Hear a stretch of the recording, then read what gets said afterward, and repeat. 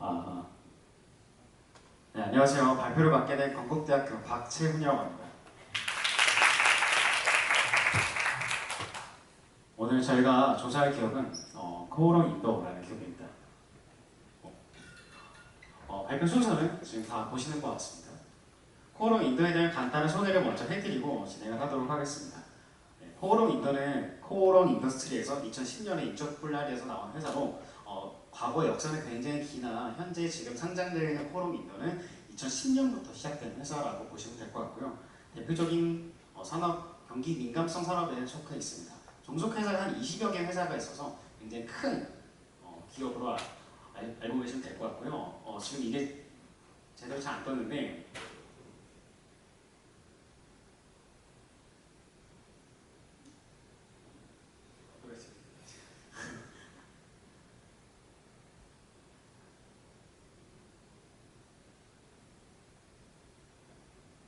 네, 간단한 내용입니다. 한 4개 사업 부분이 있습니다. 첫 번째 사업 부분은 산업 자재, 두 번째는 화학 소재, 세 번째가 필름, 다섯 번째가 패션, 다섯 번째가 이제 기타 사업 부분을 나뉘는데 2010년에 처음에 시작할 때 CEO께서 4개의 사업 부분을 동일한 비중을 둬서 안정적인 수익을 깨야겠다라는 형태로 사업을 시작하셨기 때문에 이 크게 4개의 사업 부분으로 진행이 됐는데 그 사업이 진행되면서 매출 비중이 바뀌면서 현재는 산업 자재 부분이 이 산업에서 이 기업의 매출 비중의 40%를 차지하고 있고 나머지 파트는 이제 지금 보시는 바와 같이 비중을 차지하고 있습니다. 저희가 주가를 먼저 잠깐 보도록 할 텐데요. 간단한 많은 전체 주가를 보지 않고 2018년쯤에 주가가 보이시나요? 한 93,000원대가 최고가를 찍히는데 지금 현재 주가는 한 43,000원대, 최저가를 기록할 때는 36,000원대로 엄청난 하락이 있었던 주식입니다. 그럼 왜 이 주식이 이렇게 하락하게 되었을까를 먼저 분석을 해보면은 첫 번째로 제가 단기 순이익 3년 연속 하락이라 했는데 간단하게 ROE가 3년 연속 지속적으로 하락했습니다. 2016년에 ROE는 8.9, 2017년에는 6.9, 2018년에는 3.1 정도로 굉장히 큰 폭의 하락이 지속적으로 이어졌고 그 이후에 애널리스트들이 기대했던 거는 당사가 준비하고 있는 필름 사업 부분에서 투명 CPI, 그쵸 이제 폴더블 폰에 그 필름 소재가 들어가는 부분을 신성장 동력으로 계속해서 삼았는데 이 부분의 공급이 계속해서 지연되면서 신성장 동력도 잃어버리고 내가 원래 이익을 내던 사업부에서도 돈을 못 버니까 이 기업에 대해서는 더 이상 리포트 커버도 안 해줬고요. 네, 그래서 커버 숫자도 굉장히 줄어들게 되면서 주가도 역시 하락하게 되고 더군다나 그 여러 산업 화학 소재 혹은 타이어 코드 이런 여타 부분에서 2017년 부분에서 그 악성 소재들이 많이 발생을 했습니다. 그 소재 부분이 한 300억에서 400억 수준이 되는데 그 부분은 이제 손실분을 처리를 하면서 실적 악화가 더욱더 가속화되면서 지금의 현재 주가가 완성되었다고 볼 수 있습니다. 그럼 저희가 이 분석한 포인트는 바로 이 포인트입니다. 이 기업의 별들달이 뭘까요? 이 기업 같은 경우에는 대표적으로 실적하고 이 주가 굉장히 연동성이 높은 이제 기업인데 이 기업이 그러면 어떤 식으로 실적이 정상화될 수 있을까요? 그리고 신성장 동력이라고 일컬어지는 필름 사업부에서 어떤 부분에 기대를 더 할 수 있을까요? 라는 부분으로 저희가 기업 분석을 진행하도록 하겠습니다. 네. 총 3가지 부분입니다. 캐시카우 사업부라고 일컬어지는 산업 자재 사업부와 화학 소재 사업부의 확실한 재역화를 한다면 이 부분은 회복이 가능해서 저희가 이제 큰 부분의 실적 회복이 가능할 것으로 보이고요. 두 번째, 이 모든 것을 가능하게 하는 건 사실은 경영진의 큰 능력이 중요하다고 생각을 합니다. 왜냐하면 이 기업 같은 경우에는 기본적으로 고부가 가치 제품들을 판매하는데 이 고부가 가치 제품을 판매하기 위해서는 뛰어난 기술력을 갖춰야 합니다. 이 뛰어난 기술력을 갖추기 위해서는 많은 투자가 들어가줘야 되고 많은 기다림이 필요한데요. 이 기다림은 기본적으로 경영진의 최소 의사결정에 굉장히 달려있다고 봐서 이 경영진의 능력이 굉장히 중요한 기업이라고 생각이 됩니다. 그럼 이 경영진의 능력이 도대체 어떠하길래 저희가 이런 분석 결과를 냈는지 두 번째 포인트로 잡아보도록 하고요. 세 번째 포인트는 제가 아까 말씀드린 신성장 동력을 얽히는 필름 사업부에 대한 기대감에 대해서 알아보도록 하겠습니다. 첫 번째입니다. 첫 번째 저희가 캐시카우 사업부로 잡았던 거는 산업 자재 사업 부분입니다. 이 산업 자재 사업부는 크게 3가지를 판다라고 생각하면 될 것 같습니다. 사실 굉장히 많은 것들을 파는데 매출 비중 큰 것 위주로 보면은 첫 번째는 타이어 코드, 두 번째는 아라미드, 세 번째는 에어백 산업을 파는 걸로 알고 있습니다. 첫 번째 타이어 코드에 대한 저희 분석인데요. 타이어 코드는 타이어 안에 타이어를 보강하면서 타이어 틀을 잡아주고 이런 안전 소재로 쓰이는 부품입니다. 이 산업의 특징은 단순히 타이어 코드를 만들었다, 그다음에 판매한다 이런 형식이 아니고 안전성에 대한 그 인증을 잡는 절차가 필요합니다. 안전성에 대한 인증 절차를 뚫어내게 되면은 지속적인 공급, 최소 2, 3년 이상의 독점 공급이 가능한 이런 산업으로 상당한 기술력이 그럼 인증받는 것이 굉장히 중요합니다. 그래서 당사의 그 판매 전략은 주로 글로벌 쪽에서 많이 편중되어 있는데 이 글로벌사를 돌아다니면서 인증 절차를 받는 것으로 판매 전략을 삼고 있습니다. 그동안은 이 타이어 코드 산업 부분은 그렇게 매출은 꾸준하게 이어졌는데 이익 부분에서 꾸준하게 이어지지 못한 부분이 이 스프레드가 계속해서 하락했던 결과가 있는데 최근에 잠깐 하락했다가 다시 한번 하락세가 멈추고 상승세로 돌아서는 최근 모습을 동향을 봐서 이 캐시카우 사업부가 재역할을 할 수 있을 것이다 라는 결론을 저희가 내렸고요. 두 번째는 저희가 지금 위에 써져 있는 바대로 베트남 공장 3분기 승전 완료로 써 있는데 증설 완료로 써 있는데 뭔 말이냐면 2018년에 이제 베트남의 공장을 이 타이어 코드에 대해서 증설을 실시하였는데 이 베트남 공장이 사실은 인건비는 굉장히 낮고 여타 그 생산 능력도 더욱 늘렸는데 현재 가동을 하고 있지 못한 상태입니다. 왜 그러냐 하면은 현재 인증 절차를 아직 다 거치지 못했기 때문에. 근데 그것이 완료되는 시점이 현재 3분기이고 3분기 이후부터는 더욱더 많은 양의 판매량을 기록할 수 있을 거라고 판단했기 때문에 저희가 그 부분도 투자 포인트로 잡았고요. 좀 여기서 우려할 만한 포인트는 타이어를 판다고 했으니까 이거 결국 자동차 산업하고 연관되는 거 아니야. 근데 최근에 자동차 사업 부분 그렇게 좋지 않던데 라는 의견이 있을 수 있을 것 같습니다. 네, 저희도 그 부분에 인지를 했고요. 그 부분에 따라서 저희가 분석을 해보니 자동차 산업 자체가 여전히 성숙기인 산업입니다. 그래서 산업 수요가 급격하게 줄어들지도 않고 급격하게 늘어나지도 않고 실제로 그래서 이 타이어 코드 산업 부분을 보면 매출액이 그렇게 크게 증가하거나 크게 감소하는 형태가 아닙니다. 하지만 이 그 비용 부분에 따라서 이익률은 크게 변동하는 상황입니다. 그래서 이익률 관리가 핵심이라고 보았기 때문에 그런 부분은 크게 중요하지 않다라고 저희가 판단을 했습니다. 세 번째는 아라미드에 관련된 내용인데요. 아라미드 역시 이제 산업 들어가는 소재 상품인데 이 방탄이나 방열 소재, 최근에는 5G 광섬유 소재로 사용되고 있는 제품인데요. 이 제품 같은 경우는 상당히 고부가가치 제품입니다. 엄청나게 비싼 제품이고 전 세계 글로벌 경쟁사로는 듀퐁이라는 회사가 있는데 2015년에 법적 소송을 통해서 판매할 수 있는 권리를 따냈고 그 부분에서 많은 손실액이 있었지만 그 부분은 이제 다 처리가 된 상태라고 알고 있습니다. 그 부분은 최근에는 이 5G 광테이블의 수요가 급증을 하면서 아직까지 이 부분에서 유의미한 판매량을 기록하고 있지 않지만은 최근에 이런 여타 경쟁사들의 공급 파업 이슈라던가 이런 5G 수요 이슈로 당사가 이 부분에서 많은 매출을 발생시키고 있어서 최근에 좋게 나왔던 2분기 실적이나 좋을 것이라 예상되는 3분기 실적을 대부분 아라미드 쪽에서 많이 근거를 한 걸로 저희가 파악을 했습니다. 두 번째 포인트는 저희가 이제 화학 소재라고 삼았는데요. 화학 소재는 크게 두 가지입니다. 많은 제품을 역시 팔고 있긴 하지만은 석유 수지 제품과 페놀 수지 제품을 팔고 있는데 이 제품 같은 경우에는 현재 원재료 가격이 그동안 굉장히 많이 상승을 하고 변동성이 심해서 2018년에는 이익을 크게 꾸준히 증가하지 못하는 반면에 최근에는 이런 원재료의 가격의 하락과 이런 걸 더불어서 사실은 이 산업에 사실 안 좋은 이슈가 껴있겠네요. 경쟁이 굉장히 심화되면서 매출액 정도가 감소하는 성향을 보입니다. 하지만 아까 C 이슈에서 저희가 보여드렸던 것처럼 납사 가격이라든가 이런 것들이 많이 안정화됐기 때문에 꾸준하게 이익을 개선할 수 있을 것이라 저희가 판단해서 캐시카우 사업부가 재기능할 수 있을 것이라는 근거로 하나 더 집어 넣었습니다. 두 번째는 경영진의 능력 포인트를 보겠습니다. 경영진의 능력이라 할 수 있는 부분은 이 경영진이 갖고 있는 이 기업이 어떤 식으로 성장을 해야 될까? 그러려면 뭐가 중요할까? 이 부분에서 정확한 답을 내리는 것이 중요한 경영진의 능력이라고 생각을 했습니다. 제가 판단했을 때는 코오롱 인더는 두 가지의 문제점에 봉착해 있는데요. 그 중에 가장 큰 문제점은 역시 비용 과다에 대한 이슈입니다. 이 비용 과다에 대한 이슈를 어떤 식으로 해결할 수 있을까? 두 가지 과감한 판단력으로 해결했다고 저희는 판단을 했는데 최근에 코오롱 인더에 대해서 여러 가지 대표이자 이슈가 있잖아요. 그 부분에 많은 논란이 되고 있는 걸로 아는데 이 코오롱 인도 역시 장이구 대표이사로 변경된 지 사실 크게 오래되지 않았습니다. 그래서 과거와 같은 이 경영진의 능력을 보여줄 수 있을까라는 얘기로 최신의 사례들만 들고 왔는데 장이구 대표이사가 오면서 가장 첫 번째 내린 결정은 코오롱 머티리얼에서 원사 사업 부분에 대한 중단 결정입니다.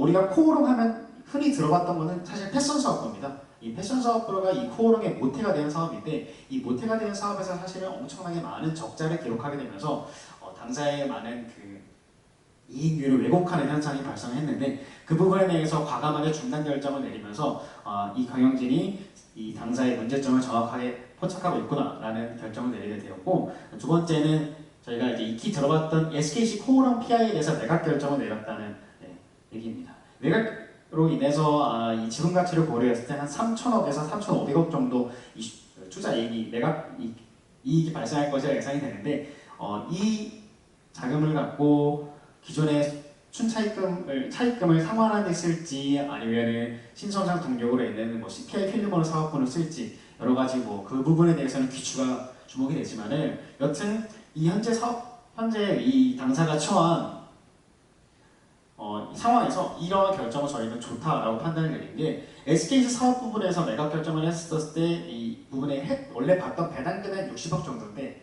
매년 내는 그 이자율을 계산해보면 한 20억 정도 이득 정도입니다.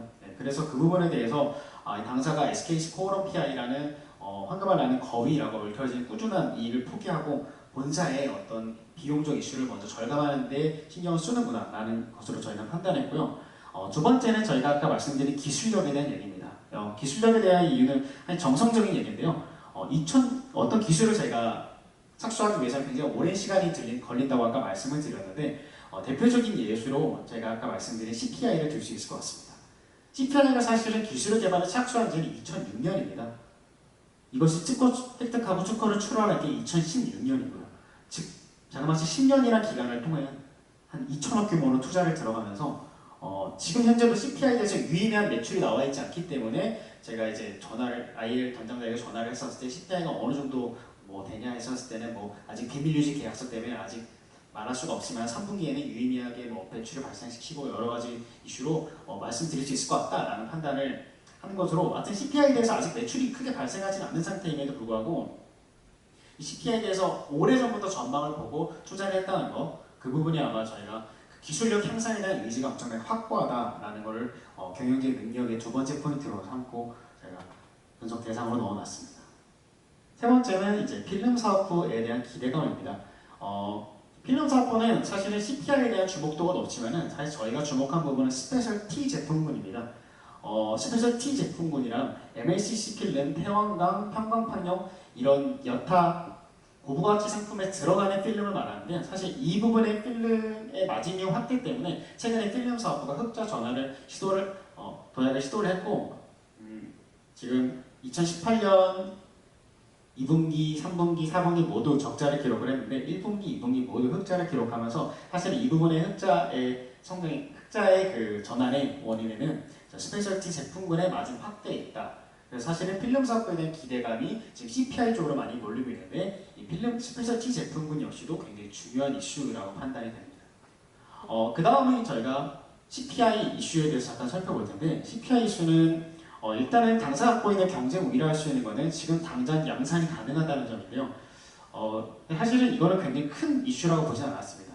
왜냐하면 현재 그 폴더블 폰 같은 경우에서는 양산 가능하지 않냐 이 이슈가 중요한 것이 아니고 이 폴더블 폰 자체가 될 건가 안 될 건가 이런 이슈가 더 중요한 것으로 판단이 되는데 현재 폴더블 폰으로 가장 유의미하게 나온 게 현재 삼성전자에서 출시한 갤럭시 폴드.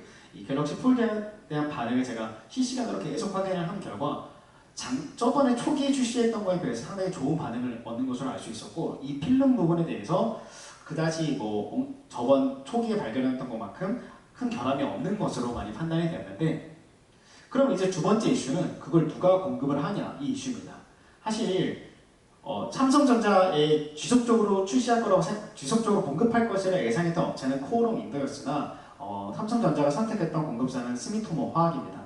하지만 여러분이 알고 있다시피 일본과의 여러 가지 문제가 터지면서 삼성전자 입장에서는 단일 벤더로 일을 진행하는 것이 이게 상당히 위험하다라는 판단을 하여서 여러 개 벤더로 지금 운영할 계획이라 생각을 했고, 이 부분에서 코오롱 인더가 낙점을 받을 수 있을 것이라 저희는 기대를 하고 있고, 그 이외에 폴더블 폰을 판매를 출시할 것이라 예상되는 화웨이의 메이트 X, 화웨이 메이트 X 같은 경우에는 초기 물량이 한 100만 대 가량 정도 되는데, 그 가량의 물량의 공급을 현재 코오롱 인더가 따냈다는 점에서 다른 폴더블 폰에 공급을 하면 그 부분에 있어서 어느 정도 매출이 기대가 되고요.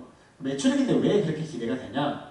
이 폴더블 폰 같은 경우에는 사실 화면이 굉장히 큰 반면에 그 제품의 가격선은 굉장히 높기 때문에 상당히 많은 이익률이 예상이 된다라는 것 때문에 사람들이 많은 기대를 하고 있고, 예상 매출액은 한 300억 정도 가량으로 보고 있는 걸로 알고 있습니다. 그다음 두 번째 이슈는 이제 UTG, 즉 이제 유리 제품을 사용해서 이제 소재를 아예 필름 말고 유리를 쓰는 거 아니냐. 특히 애플 같은 경우에서는 차후 출시될 폴더블 폰에 있어서 UTG 제품을 사용하기 위해서 여러 가지 투자를 진행하는 것으로 알고 있는데, 이 부분에 대해서는 한 두 가지 이슈 정도 있습니다. 첫 번째 이슈는 UTG가 유리 상품으로 갈 것이냐, 아니 CPI 유리로 갈 것이냐, 이런 이슈인데 저희가 판단할 때는 UTG 따로, CPI 따로, 왜냐하면 당사 모두 중요한 특징들이 있기 때문에 그래서 이 양분되는 체제로 가지 않을까.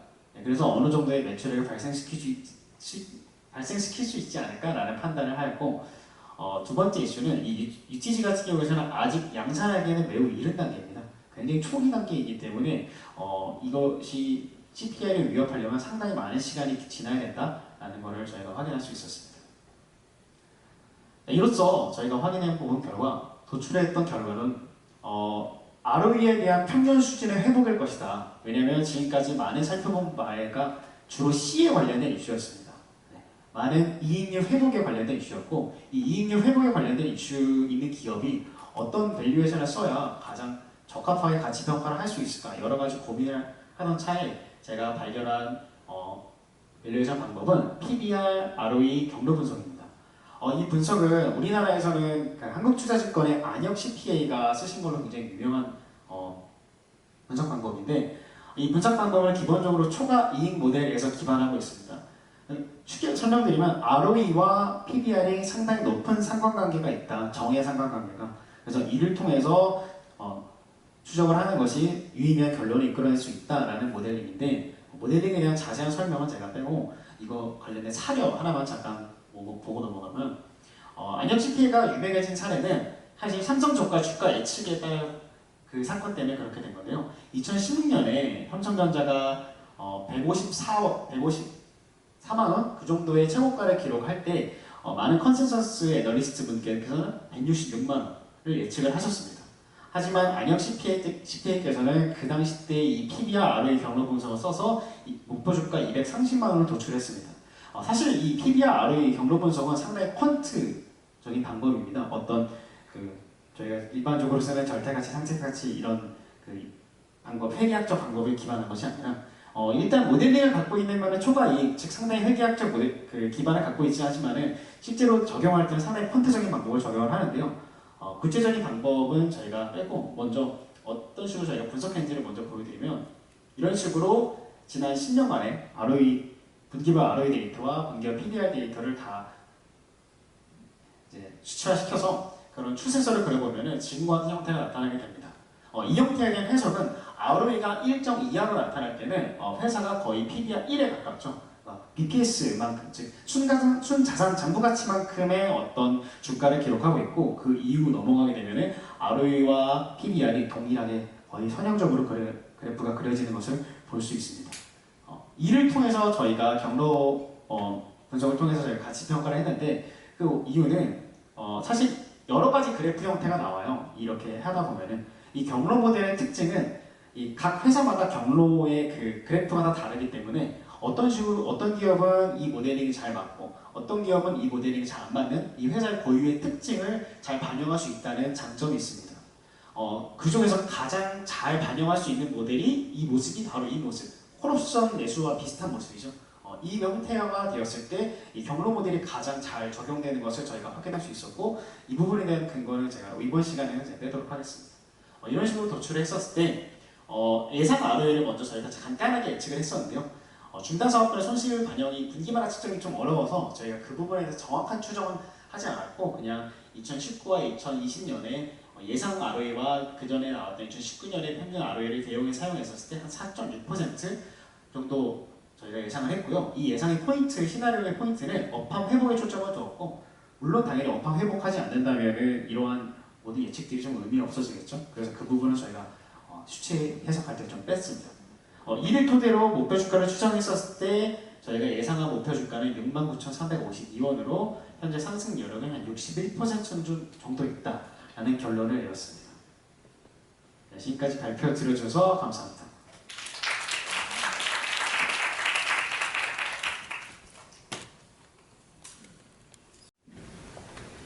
제가 좀 질문을 하고 싶은데 그 ROE를 2018년, 19년도하고 20년도 예상 ROE를 평균하신 값을 사용하신 거예요? 네네.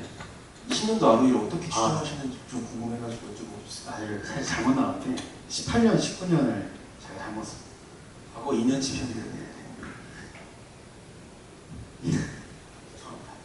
과거에도 ROE가 계속 하락하고 있다라고 말씀하셨는데 네. 그 하락하는 어떻게 보면 그쵸.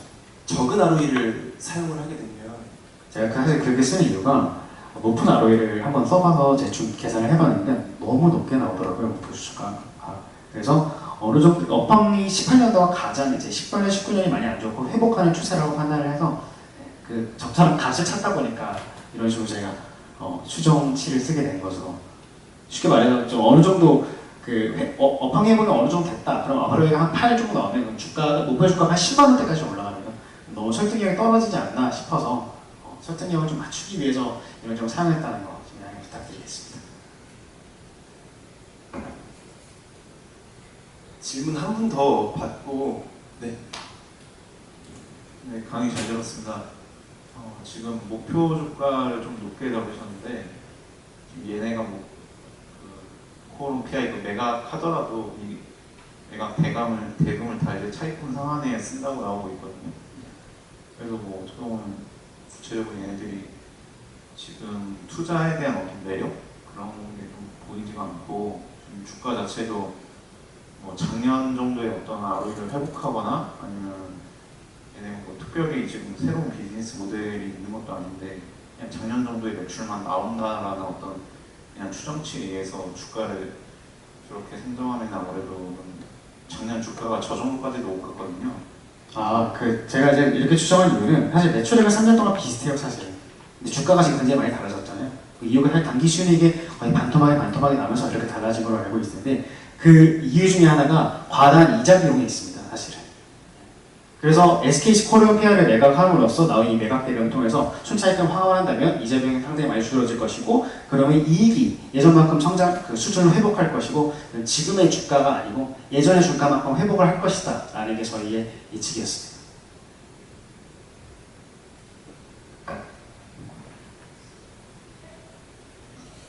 네, 일단 잘 들었습니다. 궁금한 게 있는데 그 18년, 19년 평균 ROE를 쓰면은 사실 그 투자 포인트에 담겨 있어서 ROE 개선된 거를 변화 안 하잖아요. 근데 방금 전부처럼 말씀하신 그럼에도 불구하고 작년 그 기준에서도 목표주가가 얼마나 9,000원대 됐을 거 아니에요. 근데도 계속해서 시장에서 소외를 받고 뭔가 그런 데에는 그런 이자 비용뿐만 아니라 실적에 대한 개선 이런 거를 받아들이는 투자자들의 그러니까 실적 기반을 좀 가지고 이런 게 필요하다고 저는 생각하고 주가를 선택시키면서 이 기업에 있어서 그러니까 ROE PBR 저도 오늘 처음 보는데 저번에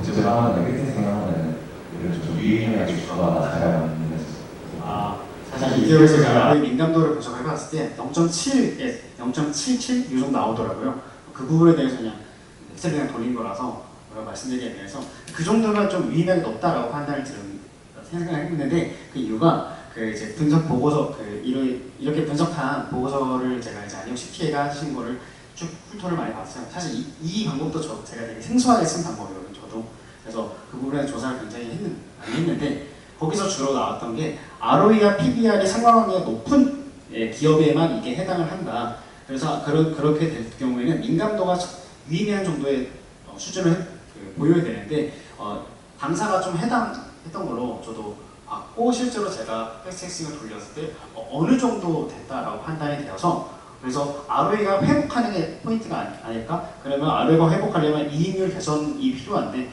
그래서 제가 아까 앞에서 이익률이 어떤 식으로 개선이 될까라는 포인트를 말씀드린 거고 그래서 이 방법을 쓰게 되었습니다.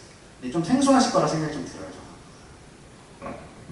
마지막으로 하나 궁금한 게 이게 순이익이 많이 빠져서 그 비용의 증가로 순이익이 많이 빠졌기 때문에 주가가 매출액은 비슷하지만 주가가 빠졌다라고 말씀하셨잖아요.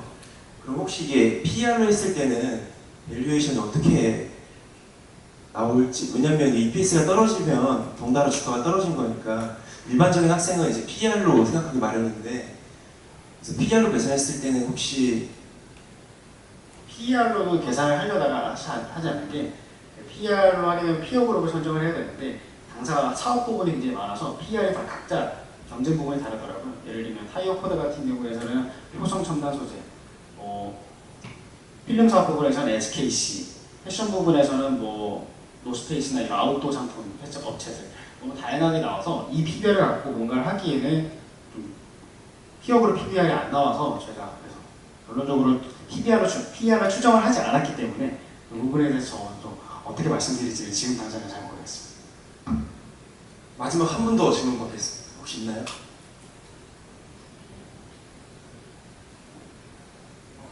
발표 잘 들었습니다. 그 ROE가 이제 개선된다고 했는데 제가 재무제표를 보니까 자본이 아예 조금씩 줄고 있더라고요. 그러면 ROE 개선되는 게 자본이 줄어서 개선되는 거 아닌지 싶어서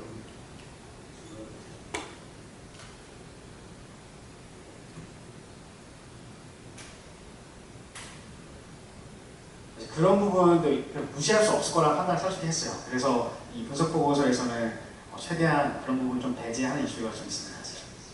죄송합니다. 이상으로 건국대학교 발표 마치도록 하겠습니다. 큰 박수 부탁드릴게요.